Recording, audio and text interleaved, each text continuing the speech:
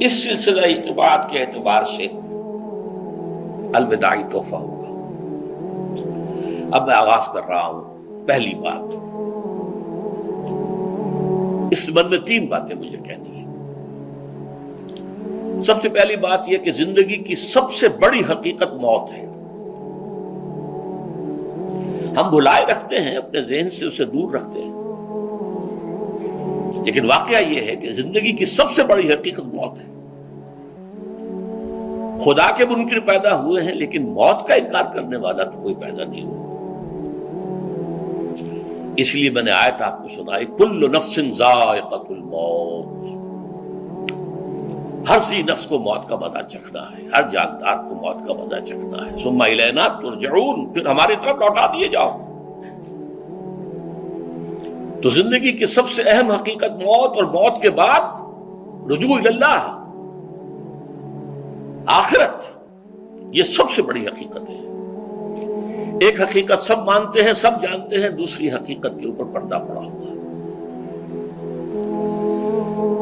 میں نے اس اعتبار سے نوٹ کیا، یہ الفاظ قرآن میں 3 مرتبہ ہے، کل نفس ذائقۃ الموت، ہر جاندار کو موت کا مزہ چکھنا ہے۔ انبیاء اس سے مستثنا نہیں رہے، رسول اس سے مستثنا نہیں رہے، اولیاء اللہ مستثنا نہیں رہے۔ وقتی طور پر استثناء حضرت عیسیٰ کا ہے کہ ابھی وہ زندہ ہیں، لیکن عیسیٰ یاتی علیہ الموت، حضور نے فرمایا عیسیٰ پر بھی موت آئے گی، جب دوبارہ آئیں گے زمین پر اتریں گے، پھر اس کے بعد اوپر موت وارد ہوگی، ان کی نماز جنازہ پڑھی جائے گی، انہیں دفن کیا جائے گا حضور کے پہلو میں، شادی بھی کریں گے، اولاد بھی ہوگی۔ باقی تو یہ ہے کہ کل نفس ذائقۃ الموت، سب کو موت کا مزہ چکھنا ہے۔ عیسیٰ بھی بالآخر اس سے مستثنا نہیں رہیں گے،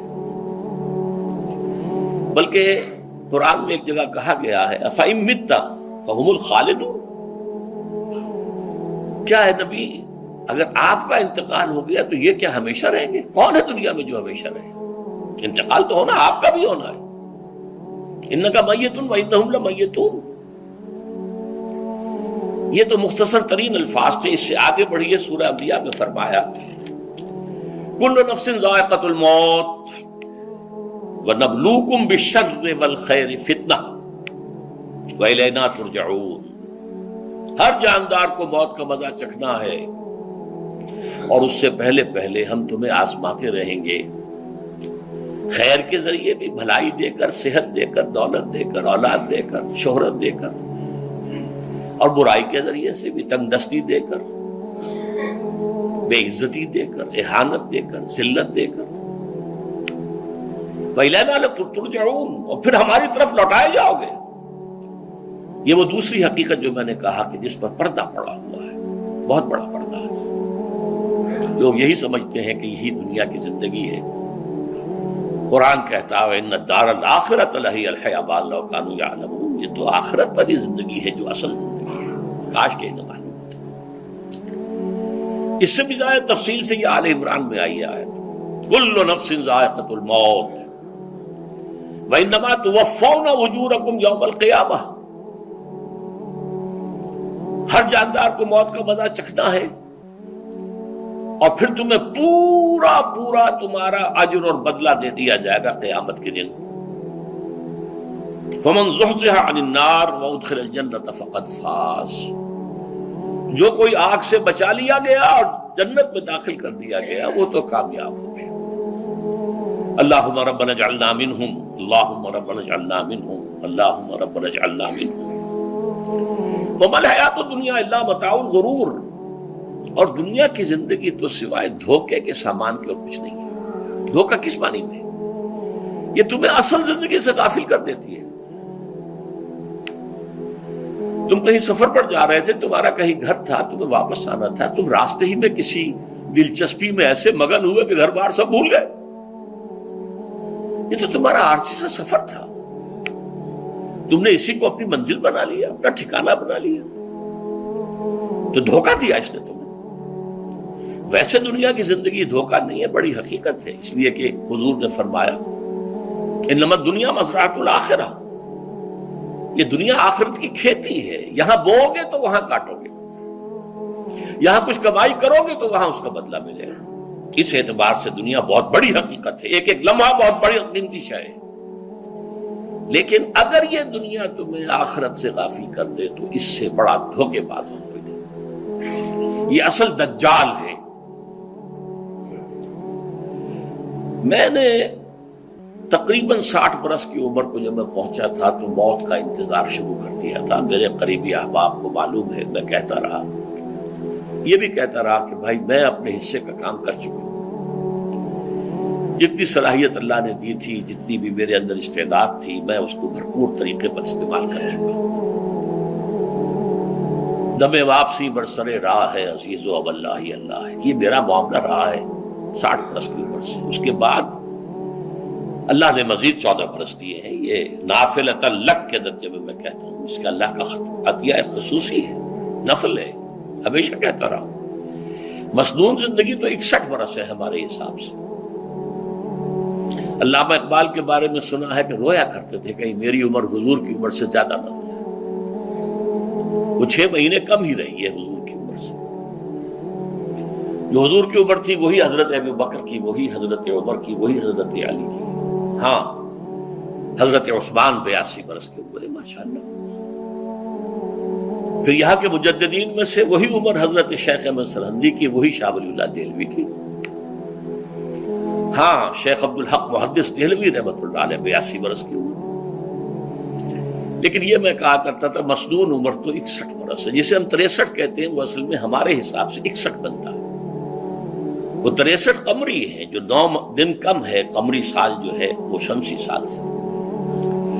بہرحال میں اس وقت سے منتظر تھا، لیکن جو بھی وقت اللہ نے دیا ہے، اللہ کا شکر ہے، وہ مفید کاموں میں لگا ہے۔ ان میں خاص طور پر میں سمجھتا ہوں کہ اللہ کا مجھ پر سب سے بڑا احسان، اور مجھے پر نہیں، بہت بڑے پیمانے پر لوگوں پر جو احسان ہوا ہے، وہ میرا 1998 کا دورہ ترجمہ قرآن ہے جو کراچی میں ہوا تھا۔ 1998 کے مارچ میں میرا بڑا آپریشن ہوا، دونوں گھٹنے تبدیل کیے گئے، لیکن 98 کے آخر میں، حالانکہ میں چل نہیں سکتا تھا، کراچی میں مسجد جو ہے اونچی ہے، دوسری منزل پر ہے، تو خاص ریمپ بنایا گیا جس کے ذریعے میں ویل چیئر پر مجھے لے جایا جاتا تھا۔ میں نے درس دیا۔ اس درس کی گزشتہ چند سالوں سے پوری دنیا میں جو گونج ہوئی ہے اللہ کے فضل و کرم سے، اللہ کا کوئی حکمت خداوندی اس کے ساتھ وابستہ ہے۔ اس میں میرے کسی کام کو دخل نہیں ہے، میری کسی کوشش کو دخل نہیں ہے۔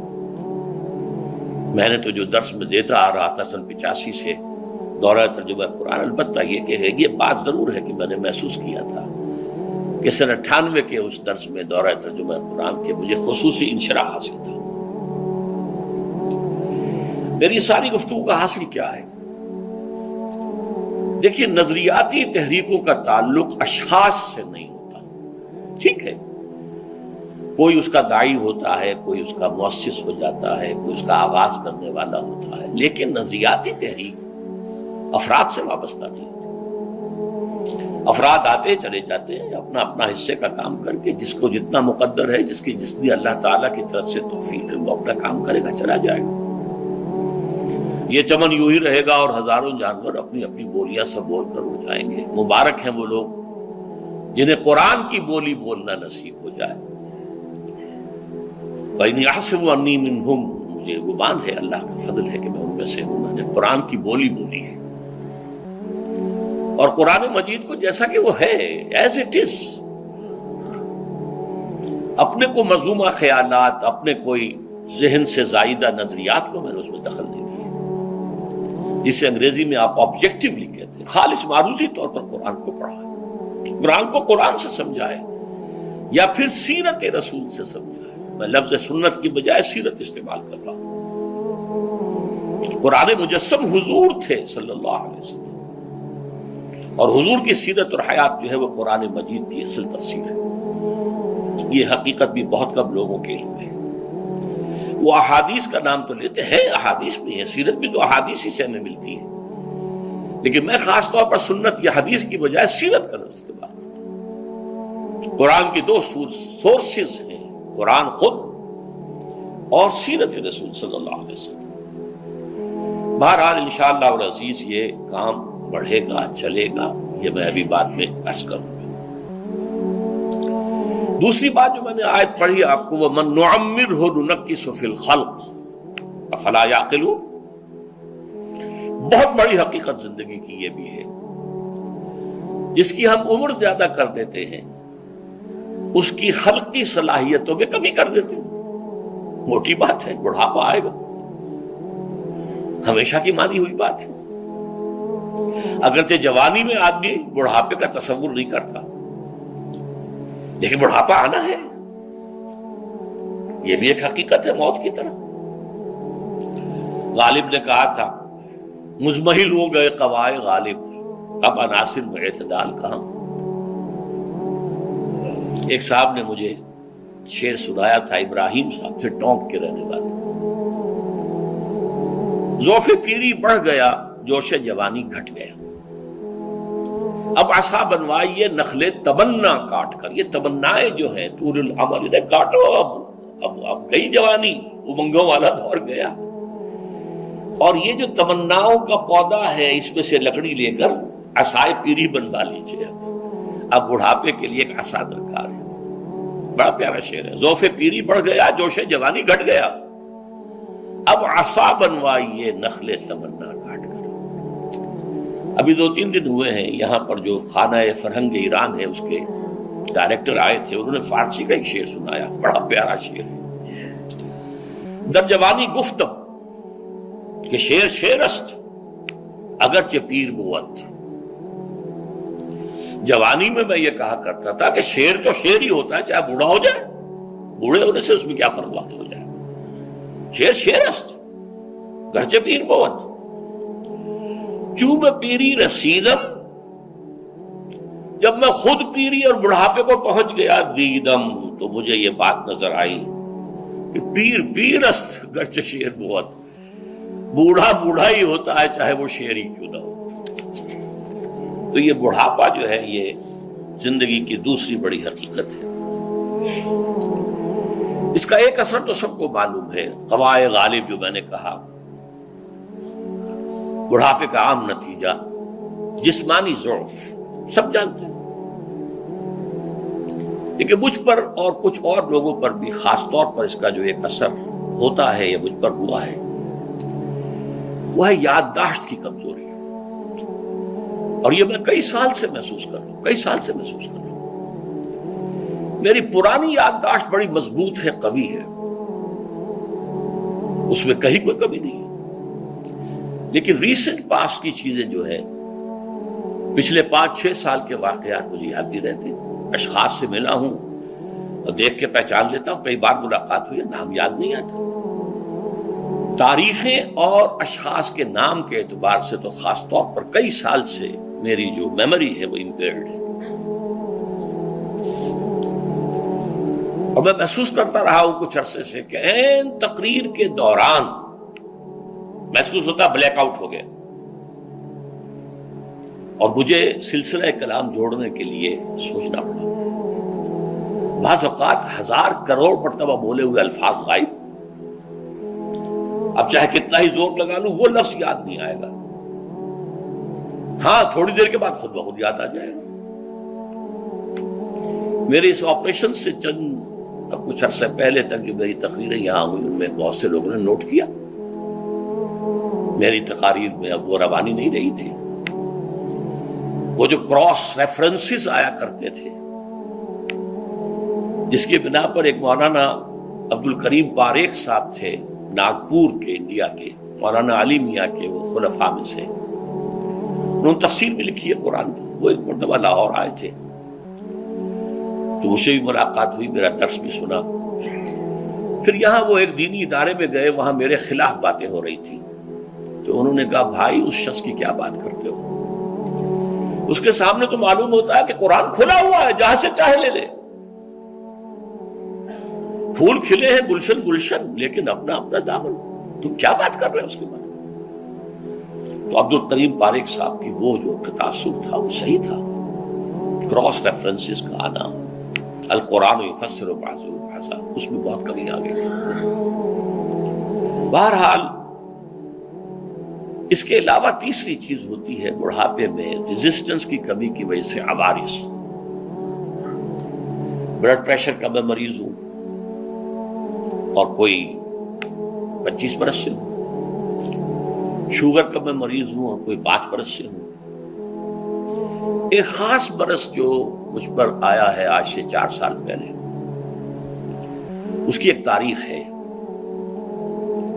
یہ جو امراض دماغی کے ماہرین ہیں یہ کہتے ہیں کہ ایک مرض ہے بائی پولر ڈپریشن. انسان میں کبھی تو انشراح ہوتا ہے، ایکٹیویٹی ہوتی ہے، سوچتا ہے اور ایکٹیو کرنے کے لیے، گفتگو کے لیے، بھاگ دوڑ کے لیے طبیعت میں آبادی ہوتی ہے. کبھی وہ بجھ سا جاتا ہے، کبھی وہ حرکت کرنے کو جی نہیں چاہتا، پڑا رہے کسی کونے میں، سو جائے. تو یہ بائی پولر معاملہ کہلاتا ہے، یہ ویو چلتی ہے. اچھا یہ ہے ہر انسان میں، جسے ہم عام طور پر کہتے ہیں موڈ آف ہے بھائی میرا، مجھ سے باتیں کرو. تو یہ موڈ کا آف ہو جانا، آن ہو جانا، یہ عام آدمی میں بھی ہوتا ہے. لیکن جو اللہ کے کسی فضل و کرم سے زیادہ ذہین ہو، زیادہ حساس ہو، ان میں پھر یہ جو ویو ہے یہ زیادہ اونچائی زیادہ نیچائی، زیادہ اونچائی زیادہ نیچائی، اور اس کو پھر ہم کہتے ہیں مرض، بائی پولر. یہ ہمارا خاندانی مرض ہے. والد صاحب کا تھا، بڑے بھائی اظہار احمد صاحب کو ہوا، میری بڑی ہمشیرہ کو ہوا. عام طور پر اس کی عمر ہوتی تھی 3 تجربے مجھے ہیں. والد صاحب کو 13 برس میں نے اٹینڈ کیا ہے اس بیماری میں، سن 52 سے 65 تک جب کہ ان کا انتقال ہوا. تو یہ عام طور پر شروع ہوتا ہے 50 برس کے لگ بھگ. میری عمر جب 50 برس کے لگ بھگ ہوئی تو مجھے کئی مرتبہ محسوس ہوا کہ میری تقریر کے دوران سوئچ آف ہوتا ہے. ایک مرتبہ سن 70 میں میری یادداشت کئی گھنٹوں کے لیے بالکل ضائع ہو گئی. اس کا میں نے تذکرہ کیا ہوا، میری کتاب ہے حساب کم و بیش. جو کیفیت مجھ پر گزری تھی، جس کرب کے عالم میں وہ چند گھنٹے مجھ پر گزرے تھے، میں انہیں الفاظ میں بیان نہیں کر سکتا. آدمی خراب ہے، نہ ابتدا کی خبر ہے نہ انتہا معلوم، کچھ بھی نہیں. میں جب 50 برس کا ہوا اور یہ ایک مرتبہ مجھے جھٹکے لگے مسجد سمن آباد کے اندر، تو میں نے ڈاکٹر رشید چودھری صاحب سے، وہ میرے والد صاحب کے بھی معالج رہے تھے، میں نے ان سے کہا کہ یہ ڈینجر زون میں داخل ہو گیا ہوں. ان کا نہیں، آپ کو یہ نہیں ہوگا، اس لیے کہ آپ اللہ کے کتاب کی خدمت کر رہے ہیں. تو ان کی یہ بات پارشلی ٹروتھ نکلی کہ 70 برس کی عمر میں مجھ پر یہ 20 برس اللہ تعالیٰ نے مجھے اس میں ایک بونس دے دیا. 70 برس میں ظہور ہوا. اس کا ایکسائٹنگ کاز بنا ہے افغانستان میں جو حادثہ ہوا طالبان کے ساتھ. اتنا صدمہ مجھے تھا، ایک دم بیٹھ گیا. جی خوش آمدید دوستو، امید کرتا ہوں ویڈیو آپ نے پوری دیکھی ہوگی اور آپ کو پسند بھی آئی ہوگی. بھائیو دوستو، دنیا، یہ دنیا کا جو لغوی معنی ہے، جو لفظ ہے، یہ دنا یدنو سے ہے. دنا یدنو، اس کے معنی قریب کے ہے. تو دنیا کی جو لغوی معنی ہے وہ ہے قریب. اور دنیا کو دنیا اس لیے کہا جاتا ہے کہ یہ آخرت کے نسبت بہت زیادہ قریب ہے. اس دنیا کی عمر تقریباً ختم ہونے والی ہے، تقریباً ختم ہو چکی ہے، بس کچھ ہی لمحے باقی ہے اور اس میں یہ دنیا ختم. حدیث میں آتا ہے رسول اللہ صلی اللہ علیہ وسلم جب شب معراج کے موقع پر آسمانوں پر چلے گئے تو ان کا نظر ایک ایسی بڑھیا پر ہوئی کہ انتہائی بوڑھی عورت اور اس کے بال بکھرے ہوئے اور کچھ عجیب و غریب شکل و صورت تھی. تو رسول اللہ صلی اللہ علیہ وسلم نے جب جبرائیل علیہ السلام سے پوچھا کہ یہ کون ہے تو انہوں نے جواب دیا کہ یہ دنیا ہے. تو اس وقت یعنی 1450 سال پہلے جو دنیا کی حقیقت تھی وہ آپ نے دیکھ لیا. ابھی دیکھے تو کتنا زیادہ وقت گزر گیا. تو یہ دنیا یہ دھوکہ ہے، ایک بہت ہی زبردست دھوکہ. قرآن میں اللہ تعالیٰ فرماتے ہیں انما الحیات الدنیا لعب و لہو. یہ دھوکہ ہے اور کھیل ہے، صرف کھیل، آنکھوں کا کھیل. آپ اندازہ اس سے لگا لیں کہ میرے خیال سے میری عمر 29 سال ہے، ٹھیک ہے. آپ کی عمر کسی کی 15، کسی کی 20، کسی کی 25، کسی کی 30، کسی کی 100 سے بھی اوپر. یہ عمر کس طرح گزر گئی، کسی کو سمجھ میں آئی، کسی کو نہیں. تو یہ نظروں کا دھوکہ ہے. انسان یہی کوشش کرتا ہے کہ زیادہ سے زیادہ مال کمائے اور زیادہ سے زیادہ عیش و عشرت کمائے اور زیادہ سے زیادہ عزت کمائے، لیکن اسی مال کمانے کے چکر میں اس کی زندگی یہاں سے ختم ہو جاتی ہے. انسان رہتا پاکستان میں ہے اور سوچ کرتا ہے کہ میں دبئی چلا جاؤں، سعودی عرب چلا جاؤں، وہاں پر زیادہ سے زیادہ پیسے کماؤں گا. وہاں پر چاہتا ہے، پیسے کے پیچھے بھاگتا ہے. وہیں پر سعودی عرب میں یعنی سفر کی حالت میں جو ہے نا وہ اس کو موت آ جاتی ہے، اور پھر وہاں سے اس کی لاش جو ہے نا وہ یہاں پر بھجوا دی جاتی ہے. تو بھائیو دوستو، یہ دنیا، اس کو اس لیے دنیا کہتے ہیں کہ یہ آخرت کے بہت زیادہ قریب ہے، تقریباً ختم ہو چکی ہے. اگر کوئی یہ کہے کہ قیامت آنے میں تو ابھی بہت ٹائم باقی ہے اور عیسیٰ علیہ السلام بھی ابھی تک نہیں آئے، دجال بھی نہیں آئے، تو یہ عذر آپ کا قابل قبول ہے، کیونکہ موت کا علم کسی کے پاس بھی نہیں.